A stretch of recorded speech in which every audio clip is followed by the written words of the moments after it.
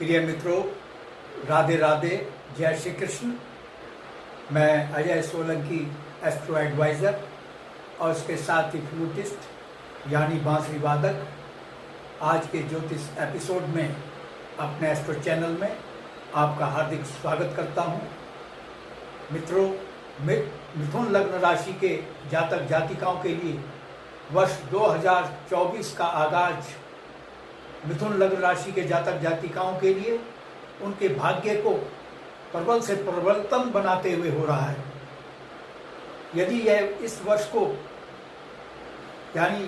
यदि 2024 वर्ष को उनके भाग्य उत्कर्ष वर्ष की संज्ञा दी जाए तो इसमें रत्ती भर भी अतिशयोक्ति नहीं होगी, क्योंकि इस बात की पुरजोर गवाही इस लग्न राशि के जातक जातिकाओं के भाग्य भाव के स्वामी शनिदेव श्रम देते हुए प्रतीत हो रहे हैं, क्योंकि शनिदेव भाग्य भाव में अपनी राशि में विराजमान हैं, कुंभ राशि में विराजमान हैं। ये शनिदेव का अपने ही भाव में विराजमान होना आपके भाग्य को प्रबल से प्रबलतम बना रहा है, क्योंकि शनिदेव भाग्य भाव के स्वामी हैं। और जब भाव का स्वामी अपनी भाव में विराजमान होता है तो वह भाव शक्तिशाली हो जाता है, और ये आपका भाग्य भाव है, इसलिए आपका भाग्य बहुत ही शक्तिशाली हो रहा है। 2024 में आपका भाग्य कदम कदम पर साथ देगा और बताने की आवश्यकता नहीं। जब भाग्य साथ देता है तो व्यक्ति अपराजय होता है, उसकी सभी मनोकामनाएं पूर्ण होती हैं। परंतु यह भी कहा गया है मित्रों, न सुप्तस्य सिंह प्रवेशति मृगहा, सोते हुए सिंह के मुंह में मृग यानी शिकार स्वयं प्रवेश नहीं करते। शेर चाहे कितना शक्तिशाली है, अगर वो सो रहा है तो शिकार उसके मुंह में स्वयं प्रवेश नहीं करेगा। शिकार करने के लिए उसको सुप्त अवस्था से जागृत अवस्था में आना पड़ेगा और पुरुषार्थ करना होगा।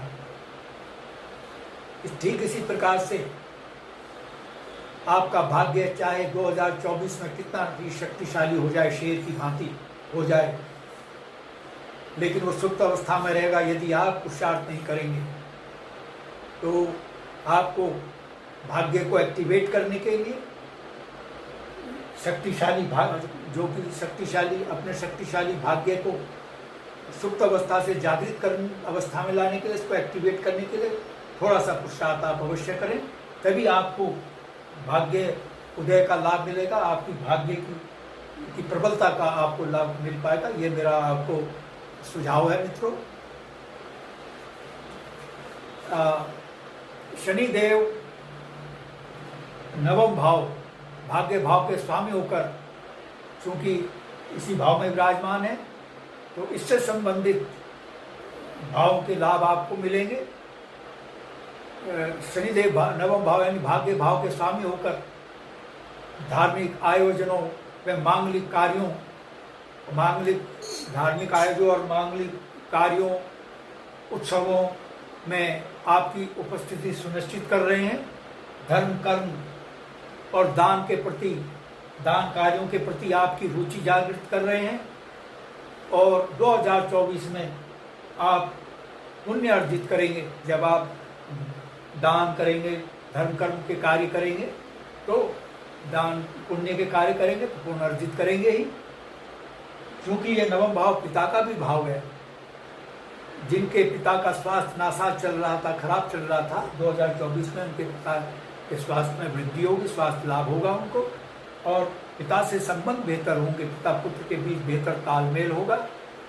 और क्योंकि ये नवम भाव विदेश यात्रा का भाव, लंबी दूरी की यात्रा का भाव है, देश विदेश की यात्राओं का भाव है, विदेश यात्रा के योग बन रहे हैं। और क्योंकि इस नवम भाव शिक्षा का भी भाव है, उच्च शिक्षा का भाव है, जो जातक जातिकाएं विदेश में उच्च शिक्षा पाने की मनोकामना रखते हैं, 2024 में उनकी मनोकामना पूर्ण होने जा रही है। और जो लोग घुटनों के दर्द, जोड़ों के दर्द और वायु जनित रोगों से पीड़ित हैं, वर्ष 2024 में उनको इन रोगों से निजात शनिदेव दिला रहे हैं। क्योंकि शनिदेव इन रोगों के प्रमुख रूप से कारक ग्रह माने गए हैं। एकादश भाव में शनिदेव की तृतीय दृष्टि 1, 2, 3 शनिदेव की तृतीय दृष्टि एकादश भाव में पड़ रही है। एकादश भाव आय का भाव कहलाता है। यद्यपि मिथुन लग्न के सभी वर्ग के लोगों को शनिदेव की तृतीय दृष्टि भारी वित्तीय लाभ पहुंचा रही है, हर वर्ग के लोगों को वित्तीय लाभ पहुंचा रही है, इनकी आय में बढ़ोतरी कर रही है। लेकिन जो लोग कच्चे तेल, पेट्रोलियम, खनिज, लोहा, मशीनरी, धातु, भूमि आदि बिजनेस कारोबार से जुड़े हुए हैं, मशीनरी के कारोबार से जुड़े हुए हैं, उनको विशेष लाभ यह दृष्टि प्रदान कर रही है। शनिदेव नौकरी के कारक ग्रह माने गए हैं। जो लोग नौकरी में हैं उनको यह दृष्टि पदोन्नति प्रदान कर रही है, और जब पदोन्नति होती है तो मित्रों वेतन में वृद्धि होना स्वाभाविक है। आपकी वेतन वृद्धि कर रही है। मिथुन लग्न के सभी वर्ग के लोग चाहे बिजनेस में, नौकरी में, किसी भी क्षेत्र में हैं, उनकी आय में भारी वृद्धि हो रही है, और आय के नवीन स्रोत शनिदेव उनके लिए खोल रहे हैं। आपका समाज में मान सम्मान, धन, वैभव, स्त्री सुख में वृद्धि कर रही है। शुभ फल प्रदान यह दृष्टि कर रही है, और आपके मन को हर्षित 2024 में यह दृष्टि कर रही है। और मित्रों, जो लोग नौकरी में हैं, चूँकि जो लोग नौकरी पाना चाहते हैं, बेरोजगार हैं, नौकरी के लिए भटक रहे हैं, शनिदेव चूँकि नौकरी के कारक ग्रह माने गए हैं, उनको नौकरी मिल सकती है 2024 में। और जो अस्थायी हैं, जो परमानेंट नहीं है, उनकी स्थायी नियुक्ति हो सकती है, उनकी पदोन्नति हो सकती है स्थायी पद पर। शनिदेव की सप्तम दृष्टि आपकी लग्न कुंडली के तृतीय भाव में पड़ रही है। तृतीय भाव में गोचर कुंडली के तृतीय भाव में पड़ रही है। शनिदेव की सप्तम दृष्टि तृतीय भाव में पड़ना यह आपके लिए बहुत लाभकारी है, क्योंकि शनिदेव नैसर्गिक रूप से पापग्रह माने गए हैं। नैसर्गिक पापग्रह की दृष्टि जब अशुभ भाव में पड़ती है, तृतीय भाव में 3, 6, 8, 12 या शुभ भाव कहलाते हैं। जब इन भाव में दृष्टि पड़ती है पाप ग्रह की, तो बहुत ही शुभ लाभ प्राप्त होते हैं, और इन अशुभ भावों की अशुभताएं समाप्त हो जाती है। क्योंकि शनिदेव की सप्तम दृष्टि तृतीय भाव में पड़ रही है। यह दृष्टि आपको निरोगता प्रदान कर रही है, आपके पराक्रम में, पुरुषार्थ में वृद्धि कर रही है, और आपके कार्यों में सफलता में आपको धन धान्य लाभ प्रदान कर रही है। आपको मित्रों एनिमी हंटर बना रही है, शत्रु हंता बना रही है आपको ये दृष्टि। शत्रु आपके सामने टिक नहीं पाएगा, आपके सामने घुटने टेकेगा। और परंतु सावधान, यह दृष्टि आपको, चूंकि शनिदेव नैसर्गिक रूप से पाप ग्रह हैं, यह दृष्टि आपको विलासिता और कुसंगति की ओर जाने की ओर भी प्रेरित कर रही है। आपको सावधानी आपने आपको विलासिता और कुसंगति को नहीं अपनाना है, अन्यथा आपको अशुभ परिणाम झेलने पड़ सकते हैं। शनिदेव की दशम दृष्टि जो है आपके षष्ठम भाव पर पड़ रही है। गोचर कुंडली के लग्न का, गोचर मिथुन लग्न राशि के गोचर कुंडली के षष्ठम भाव में शनिदेव की दशम दृष्टि पड़ रही है। मित्रों, ये गोचर कुंडली है 2000 वर्ष की मिथुन लग्न राशि के जातक जातिकाओं की। गोचर और लग्न कुंडली और जन्म पत्रिका में अंतर होता है। गोचर कुंडली वो कुंडली होती है जो ग्रहों की वर्तमान स्थिति को दर्शाती है। यह गोचर कुंडली वर्ष 2024 में ग्रहों की जो स्थिति है उसको दर्शा रही है। और जन्म पत्रिका या लग्न पत्रिका वो होती है जो जातक के जन्म के समय ग्रहों की जो दृष्टि, जो ग्रहों की स्थिति होती है उसका वह मानचित्र होती है, उसका वो मैप होती है। शनिदेव की दशम दृष्टि आपके षष्ठम भाव में पड़ रही है। कैसे हुई दशम दृष्टि? यहाँ से 7, 8, 9, 10 षष्ठम भाव में पड़ रही है। यह दृष्टि पुनः आपको एनिमी हंटर बना रही है। शत्रुहंता बना रही है। आपको हर प्रकार की सफलता प्रदान कर रही है। भूमि, जायदाद या प्रॉपर्टी का लाभ ये दे रही है, और भूमि, जायदाद, प्रॉपर्टी का लाभ दे रही है, और भवन निर्माण के योग बना रही है। आपका नवीन भवन निर्माण के ये योग बना रही है वर्ष 2024 में। यह षष्ठम भाव रोगों का भी भाव है, विशेषकर लीवर, किडनी, स्टेंटाइन से जुड़ी बीमारियों का भाव है। इन बीमारियों से ये आपको निजात दिला रही है। जो पीड़ित हैं, मिथुन लग्न राशि के जातक जातिका इन रोगों से पीड़ित हैं, उनको इन रोगों से निजात दिला रही है, इन रोगों से राहत दिला रही है। और आपके कोर्ट कचहरी में जो मुकदमे चल रहे हैं, जिन जात में मिथुन लग्न राशि के जातक जातिकाओं के जो मुकदमे कोर्ट कचहरी में हैं, उनमें विजय जीत दिला रही है। शनिदेव चूंकि न्याय के कारक ग्रह माने गए हैं, इसलिए इनको न्यायाधीश ज्योतिष विज्ञान में न्यायाधीश की संज्ञा दी गई है। मुकदमे में आप जीत सुनिश्चित कर रहे हैं शनिदेव। और जिन मिथुन लग्न राशि के जातक जातिकाओं का मुकदमा मिथुन लग्न राशि के जातक जातिकाओं से है, उनको विन विन पोजीशन का समझौते के अवसर प्रदान कर रही है। और जो बेरोजगार हैं, उन्हें नौकरी शनिदेव की दृष्टि प्रदान कर रही है, क्योंकि षष्ठम भाव जो है नौकरी का भाव कहलाता है। और जो सरकारी या गैर सरकारी ठेकेदार हैं, जिनका पैसा फंसा हुआ है ठेके में, कॉन्ट्रैक्ट में ठेका लिया, ठेका पूरा कर लिया, कॉन्ट्रैक्ट पूरा हो गया, लेकिन पैसा नहीं मिल रहा, पेमेंट नहीं कर रहा है मालिक या सरकार, तो वो रुका हुआ पैसा वापस होगा। और जो उधार पैसा दिया हुआ है वो भी वापस होगा। तो अब मित्रों आगे बढ़ते हैं।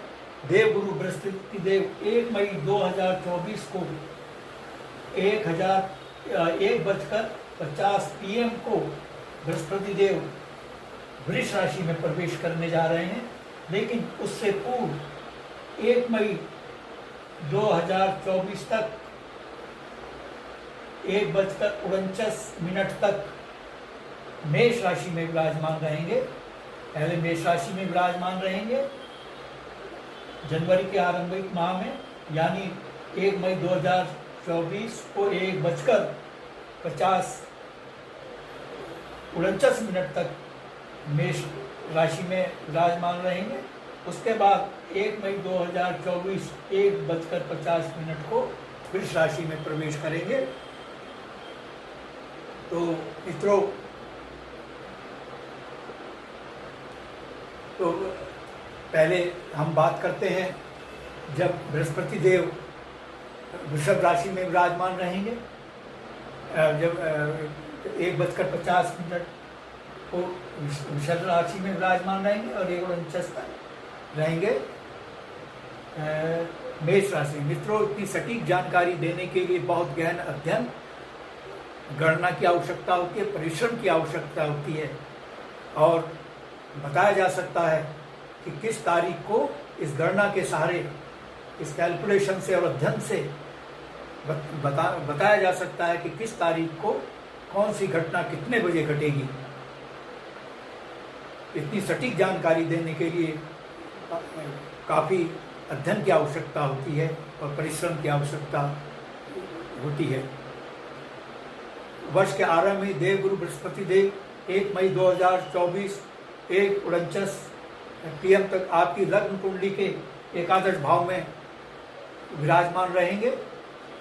आपकी यह चूंकि आय का भाव है, आपकी आय में भारी वृद्धि होगी, यानी वही लाभ आपको बृहस्पति देव प्रदान कर रहे हैं जो शनि देव आपको प्रदान कर रहे हैं, जिनके विषय में मैं बतला चुका हूं।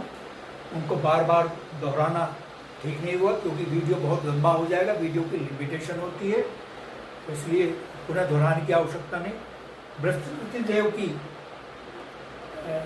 द्वादश भाव से सप्तम दृष्टि आपकी लग्न कुंडली के पंचम भाव पर पड़ रही है। पंचम भाव बृहस्पति देव की दृष्टि पंचम भाव में बहुत ही लाभकारी है, क्योंकि पंचम भाव आकस्मिक धन लाभ का भाव है। बृहस्पति देवगुरु बृहस्पति देव की यह जो है पूर्ण सप्तम दृष्टि पंचम भाव में आपको आकस्मिक धन लाभ दिला रही है। वर्ष 2024 के आरंभिक वर्ष में आरंभ में ही आकस्मिक धन लाभ हो सकता है, क्योंकि ये सडन गेन का भाव है। जुआ, सट्टा, लॉटरी, शेयर बाजार से जुड़ा भाव है। जिन लोगों ने शेयर बाजार में इन्वेस्टमेंट किया है, वर्ष के आरंभ में 1 मई 2024 तक 1:49 PM तक उनको किसी भी आकस्मिक स्रोत से आकस्मिक धन लाभ हो सकता है, जैसे शेयर बाजार है, जैसे मैंने बतलाया। और आकस्मिक आय के स्रोत आपके लिए ये दृष्टि खोल रही है। आपके धनागमन का मार्ग सुनिश्चित कर रही है ये दृष्टि। सभी सुख, उन्नति, कार्यों में सफलता ये दृष्टि प्रदान कर रही है। संतान सुख प्रदान कर रही है। संतान पक्ष से आपको शुभ समाचार मिल सकता है मित्रों। और चूंकि ये पंचम भाव प्रथम संतान का भाव है, जिनके जनवरी के आरंभ माह में यानी 1 मई 2024 तक 1:49 PM तक जिनके संतान प्रथम संतान होनी है, उनको पुत्र रत्न की प्राप्ति हो सकती है, क्योंकि बृहस्पति देव मेल प्लेनेट हैं, पुत्र के कारक ग्रह माने गए हैं। आप सज्जनों से आपका मेल मिलाप होगा और सरकार, शासन, प्रशासन की कृपा आप पर बरस सकती है। सरकार से जो अटके हुए कार्य हैं वो आपके पूर्ण होंगे। परिवार में मांगलिक कार्य होंगे, संपन्न होंगे और आपको व्यावसायिक लाभ मिल रहा है और मांगलिक कार्य और प्रसन्नता का वातावरण आपके लिए बृहस्पति देव तैयार कर रहे हैं। परंतु बृहस्पति देव की जो पंचम दृष्टि है वह तृतीय भाव में, बृहस्पति देव की जो पंचम दृष्टि है 1, 2, 3, 4 तृतीय भाव में जो पड़ रही है, यह आपके शत्रुओं को आपको सावधान कर रही है कि आप शत्रुओं के षड्यंत्र से सावधान रहें। आपके कार्यों में भी बाधाएं उपस्थित कर रही है। परिजनों से वाद विवाद हो सकता है और मित्रों व्यर्थ की भागदौड़ करनी पड़ सकती है और धन हानि भी हो सकती है। मित्रों, इस शुभता से बचने के लिए आप देवगुरु बृहस्पति देव के का जाप करें, मंत्रों का जाप करें, यानी ओम क्लीम बृहस्पति नमः, ओम ग्राम ग्री ग्रौं स्वाहा गुरुवे नमः, ओम ऐं श्रीं बृहस्पति नमः, ओम गुरु गुरुवे नमः। इन बीज मंत्रों का जाप करें तो लाभकारी होगा।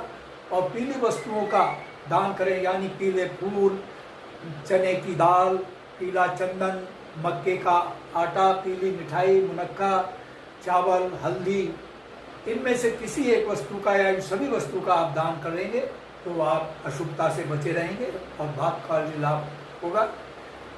बृहस्पति देव की नवम दृष्टि आपकी लग्न कुंडली के सप्तम भाव में पड़ रही है। बृहस्पति देव की नवम दृष्टि जो है, नवम दृष्टि 7, 8, 9 यहाँ से द्वादश भाव से, क्षमा करें, एकादश भाव से बृहस्पति देव की जो नवम दृष्टि है वो सप्तम भाव में पड़ रही है। मैं पहले भी द्वादश भाव से काउंट डाउन की वजह से हो गया था, ये एकादश भाव है, मैं बहुत सुधार करता हूँ। अभी मैं एकादश भाव से बृहस्पति देव की जो दृष्टियाँ पड़ रही हैं उनकी बात कर रहा हूँ। बृहस्पति देव की जो नवम दृष्टि है, 3 दृष्टि होती है, 5 और 7, जो नवम दृष्टि है वो सप्तम भाव पर पड़ रही है। बृहस्पति देव विवाह के कारक ग्रह माने गए हैं और बृहस्पति देव की अपनी राशि पर दृष्टि पड़ रही है। बहुत सी स्थिति है, जो लोग अविवाहित हैं, और ये विवाह का ही भाव है, जो लोग अविवाहित हैं उनके विवाह के प्रबल योग बन रहे हैं। वर्ष के आरंभ में ही उनका विवाह हो सकता है, एंगेजमेंट हो सकती है और मनचाहा जीवन साथी मिल सकता है, क्योंकि बृहस्पति देव नैसर्गिक रूप से, देवगुरु बृहस्पति देव नैसर्गिक रूप से शुभ ग्रह हैं आपकी इधर, और यह दृष्टि सप्तम भाव में आपकी प्लानिंग योजनाओं को भी श्रेष्ठ से श्रेष्ठतम बना रही है, उत्तम बना रही है। आपकी योजनाएं, आपकी प्लानिंग सफल होगी। और जिनको द्वितीय संतान होनी है, क्योंकि ये जो सप्तम भाव द्वितीय संतान का भाव है, उनको पुत्र रत्न की प्राप्ति हो सकती है। जिनकी द्वितीय संतान होनी है 1 मई 2024 तक 1:49 PM तक, वर्ष के आरंभ से लेकर इस समय तक, 1 जनवरी से लेकर इस समय तक जिनके प्रथम संतान होनी है, जो मैंने स्वयं बतलाया, उनको पुत्र रत्न की प्राप्ति होगी। मैं पहले ही बतला चुका हूँ कि बृहस्पति देव पुत्र के कारक ग्रह माने गए हैं। और आपको राजकीय मान सम्मान, सफलता, आरोग्यता प्रदान कर रही है। इसके साथ ही पति पत्नी में बेहतर तालमेल स्थापित कर रही है। गृहस्थ जीवन आपका बहुत ही सुखमय होगा। और जो बिजनेस में है, और विवाह के योग मैंने बतलाई दी, विवाह के प्रबल योग हैं। मनचाहा जीवन साथी ये दृष्टि प्रदान कर रही है। अविवाहित हैं जो मिथुन लग्न राशि के जातक जातिकाएं, और बिजनेस को भारी ग्रोथ मिल रही है, क्योंकि बिजनेस का भाव है। जो लोग, हालांकि हर क्षेत्र के बिजनेसमैन को भारी लाभ मिल रहा है, चाहे किसी भी क्षेत्र के बिजनेस कर रहे हैं, वो किसी भी क्षेत्र के बिजनेस से जुड़े हैं, उनके बिजनेस को ग्रोथ मिल रही है। लेकिन जो विशेषकर पूजा सामग्री का बिजनेस करते हैं, कथावाचक हैं, पुरोहित का कार्य करते हैं, और जो धार्मिक कार्य संपन्न कराते हैं, उनको प्रवचन करते हैं, कथावाचक हैं, उनको विशेष लाभ ये दृष्टि प्रदान कर रही है। लेकिन सावधान, जब देवगुरु बृहस्पति देव 1 मई 2024 को 1:50 पर वृष राशि में 12वें द्वादश भाव में विराजमान होंगे, वृष राशि में प्रवेश करेंगे, तो आपको अशुभताओं का सामना करना पड़ सकता है। उन अशुभताओं से बचने के लिए मैं आपको बतला चुका हूँ। बृहस्पति देव के बीज मंत्रों का जाप करें, और वो पीली वस्त्रों का दान करें। उन्हें दोहराने की आवश्यकता नहीं है, मैं बतला चुका हूँ, जैसा कि मैं आपको बतला ही चुका हूँ। अब मैं आपको मित्रों, यानी आपके लिए ये वर्ष बहुत लाभकारी है, और अशुभता से बचने के लिए आप उपाय कर सकते हैं, जो मैं आपको बतला चुका हूँ, जो कि सोने में सुहागा साबित होंगे वो उपाय आपके लिए। अब मैं आपको बतलाऊंगा मित्रों, मंथ वाइज बतलाऊंगा कि वर्ष 2024 मंथ वाइज आपके लिए कैसा रहेगा। इस वर्ष 2024 के जनवरी से लेकर आखिर तक के महीने कैसे रहेंगे आपके लिए। मित्रों, 15 जनवरी से 12 फरवरी तक सूर्य देव आपकी गोचर कुंडली के अष्टम भाव में विराजमान होंगे, और 13 फरवरी से लेकर 13 मार्च तक नवम भाव में विराजमान रहेंगे। 15 जनवरी से 13 मार्च, यानी 15 जनवरी से 13 मार्च तक का समय आपके लिए चुनौतीपूर्ण है।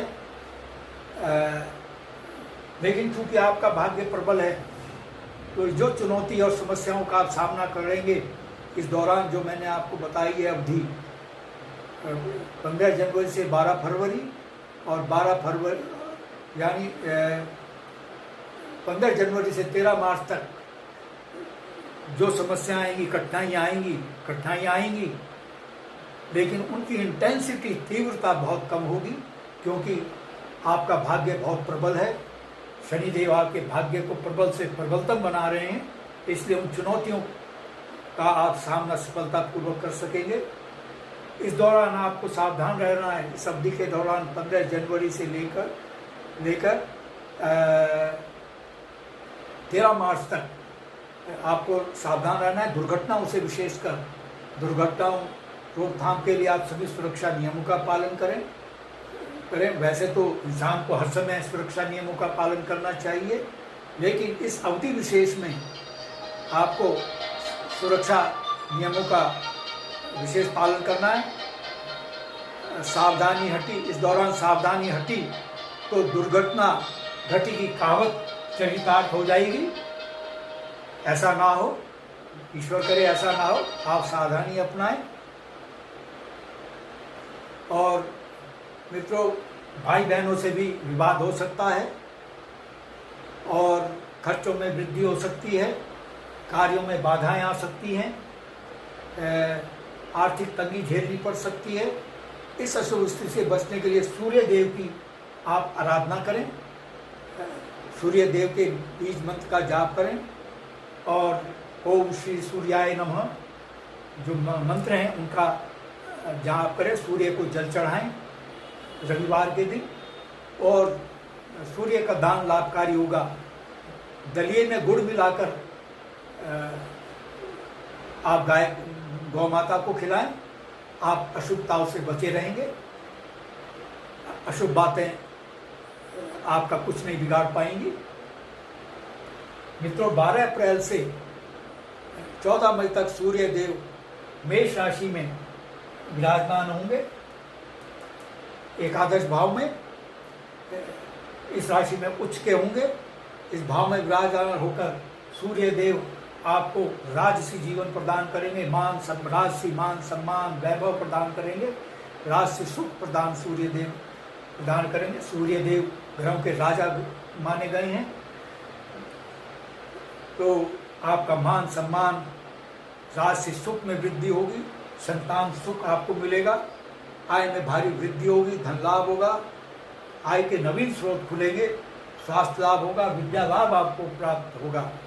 जो विद्यार्थी शिक्षा प्राप्त कर रहे हैं, प्रतियोगी परीक्षाओं में बैठ रहे हैं, उनको भारी कामयाबी सूर्य देव दिलाने जा रहे हैं।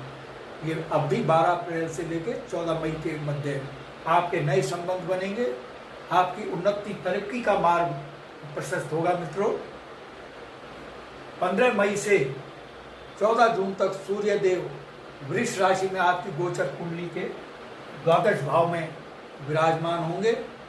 इस दौरान सूर्य देव आपको नीच संगति की ओर प्रेरित करेंगे और आपको अपनों से विश्वासघात भी मिल सकता है। नीच संगति से बचे, अपनों से विश्वासघात से सुरक्षा के लिए आप सावधान हो जाएं।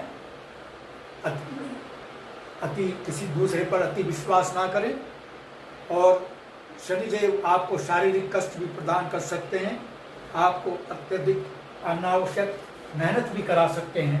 सूर्य देव आपके शत्रु षड्यंत्र रचेंगे, लेकिन चूंकि आपका भाग्य बहुत प्रबल है और शनिदेव और आपको एनिमी हंटर बना रहे हैं, आप शत्रुओं पर विजय पाएंगे। लेकिन शत्रु आपको खासा परेशान अवश्य करेंगे, लेकिन जीत आप ही की शत्रु पर होगी। और खर्चों पर नियंत्रण रखें, खर्चों में भी वृद्धि आपकी होने जा रही है इस अवधि के दौरान, जो मैं बतला चुका हूँ। मित्रों, जो अवधि है ये है मैंने बताया 15 मई से 14 जून के मध्य की बात है। 15 जून से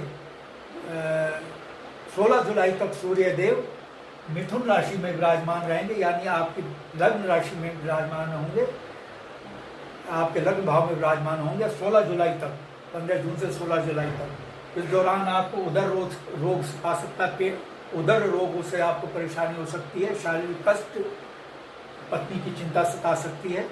सूर्यदेव आपके स्वभाव को क्रोधी बना सकते हैं, क्रोध पर नियंत्रण रखें। क्रोध विवेक का शत्रु होता है, अगर क्रोध आ गया तो विवेक नष्ट हो जाता है, विवेक नष्ट हो गया तो आप में सोचने समझने की शक्ति समाप्त हो जाएगी और आप अपना ही नुकसान कर बैठेंगे। इसलिए क्रोध पर नियंत्रण रखें।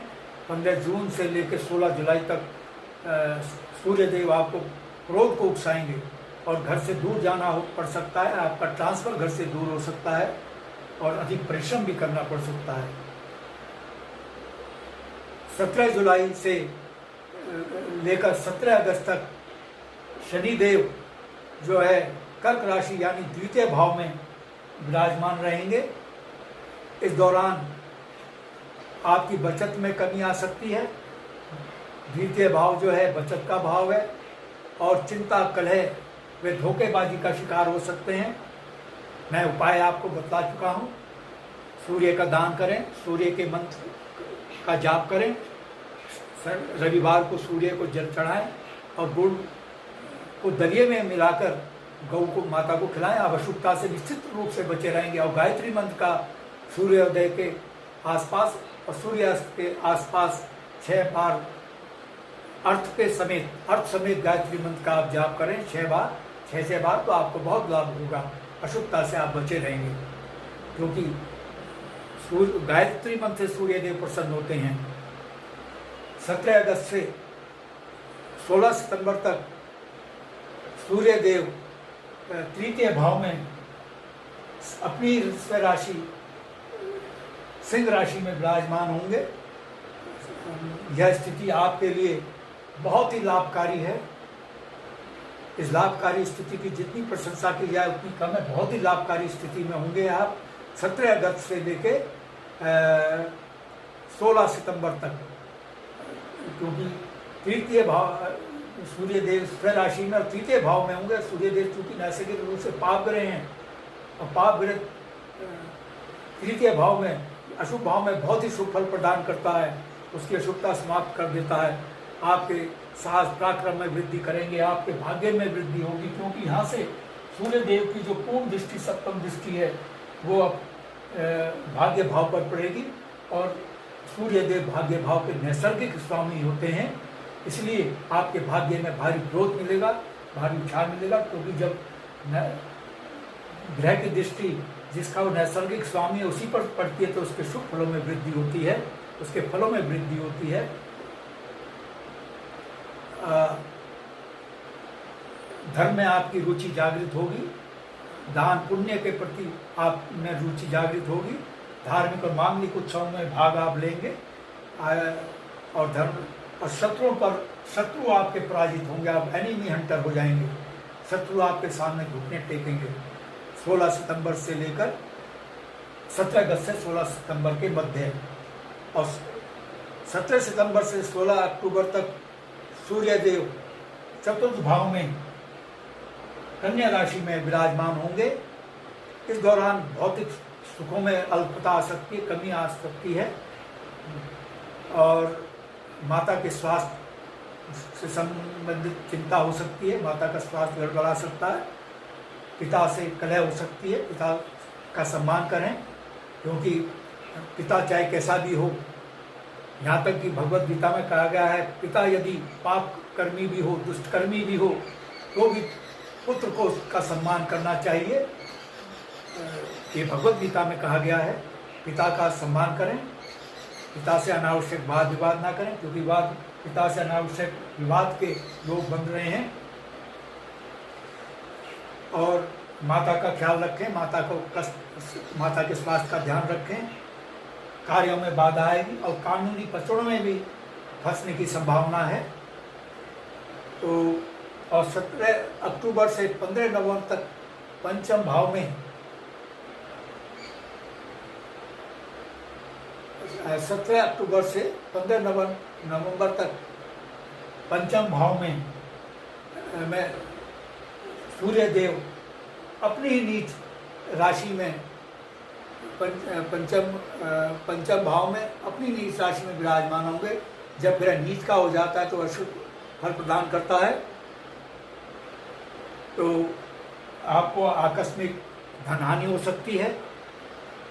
संतान पक्ष से कुछ अशुभ समाचार मिल सकता है इस दौरान। और जो विद्यार्थी हैं, जो शिक्षा प्राप्त कर रहे हैं, उनकी एकाग्रचित्ता बाधित हो सकती है। तो मित्रों, इस अशुभताओं से बचने के लिए आपको मैंने बता चुका हूँ उपाय। सूर्य का जाप करें, सूर्य का दान करें, रविवार को जल चढ़ाएं सूर्य देव को, और दलिए में गुड़ मिलाकर गौ माता को खिलाएं, तो अशुभता से बचे रहेंगे। तो आपके कार्यों में व्यवधान भी आ सकता है, रुकावटें पैदा हो सकती हैं। 16 नवंबर से 15 दिसंबर तक सूर्यदेव षष्ठम भाव में विराजमान होंगे। इस भाव में सूर्य षष्ठम भाव चूँकि अशुभ भाव है, सूर्य देव पाप ग्रह हैं, जब पाप ग्रह अशुभ भाव में विराजमान होता है उस भाव की अशुभता समाप्त हो जाती है। ये भाव रोग ऋण शत्रु का भाव पूर्व में बता चुका हूँ। आपके शत्रु पराजित होंगे, इस दौरान शत्रु चारों खाने चित्त हो जाएंगे। आपका जो रुका हुआ पैसा है वो वापस होगा, विशेषकर जो ठेकेदार हैं, सरकारी ठेकेदार हैं, सरकार से पेमेंट नहीं हो रही है, जो निजी ठेकेदार हैं उनको पेमेंट नहीं हो रही है, उनका पैसा रुका हुआ है, उनको पेमेंट हो सकती है, और जो पैसा उधार दिया है वो वापस हो सकता है। और रोगों से सूर्य देव निजात दिला रहे हैं। जो जिनका स्वास्थ्य खराब है 16 नवंबर से 15 दिसंबर तक उनको स्वास्थ्य में वृद्धि होगी, उनको निजात मिलेगी। यानी 16 नवंबर से 15 दिसंबर तक का समय बहुत ही शुभ है। 15 दिसंबर से आगे सूर्यदेव धनु राशि यानी अपने सप्तम भाव में विराजमान होंगे, थोड़ी सी अशुभता पैदा होगी इसमें। इस दौरान आपको व्यर्थ का भ्रमण करना पड़ सकता है। 15 दिसंबर से आगे तक, जनवरी तक, 31 जनवरी तक, हालांकि 31 जनवरी आगे तक धनु राशि में विराजमान रहेंगे, लेकिन चूंकि मैं 2024 वर्ष की बात कर रहा हूँ, इसलिए 15 दिसंबर से 31 जनवरी तक आपको व्यर्थ का भ्रमण करना पड़ सकता है और अनावश्यक शारीरिक निर्बलता आ सकती है। सप्तम भाव में विराजमान होंगे चूंकि सूर्यदेव, और उधर विकार हो सकता है, पत्नी से विवाद हो सकता है। पारिवारिक वातावरण को सुखमय बनाने के लिए पति पत्नी बेहतर तालमेल रखें, अपनी वाणी पर नियंत्रण रखें, है क्रोध पर नियंत्रण रखें, तो पारिवारिक जीवन सुखमय रहेगा। और शारीरिक श्रम से निर्बलता आ सकती है, व्यक्ति भागदौड़ से बचें, और मैं जो उपाय बतला चुका हूँ वो करें तो आपके लिए बहुत लाभकारी होगा। यानी मित्रों, आपका वर्ष 2024 बहुत ही बेहतर साल होने जा रहा है।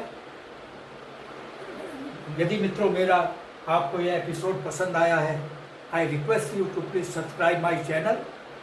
मेरा चैनल सब्सक्राइब करने से आपको 2 फायदे होंगे। मैं एस्ट्रो एडवाइज़र के साथ साथ फ्लूटिस्ट भी हूँ, बांसुरी वादक भी हूँ।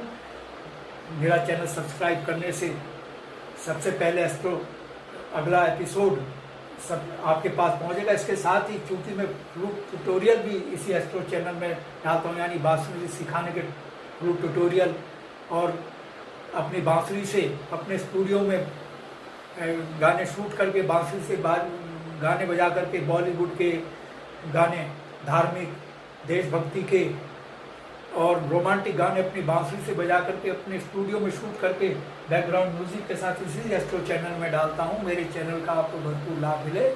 आई therefore once again request you to please subscribe my channel. यदि आपके मन में कोई प्रश्न या क्वेरी है तो आप कमेंट बॉक्स में कमेंट कर सकते हैं। और यदि आप अपनी जन्म कुंडली या लग्न पत्रिका की एनालिसिस कराना चाहते हैं तो आप अपने प्रश्नों के साथ अपनी बिल्कुल सही जन्म तिथि, जन्म समय, जन्म स्थान मेरे व्हाट्सएप नंबर 9411769698 पर भेज सकते हैं। मैं आपके प्रश्नों का तुरंत उत्तर दूंगा।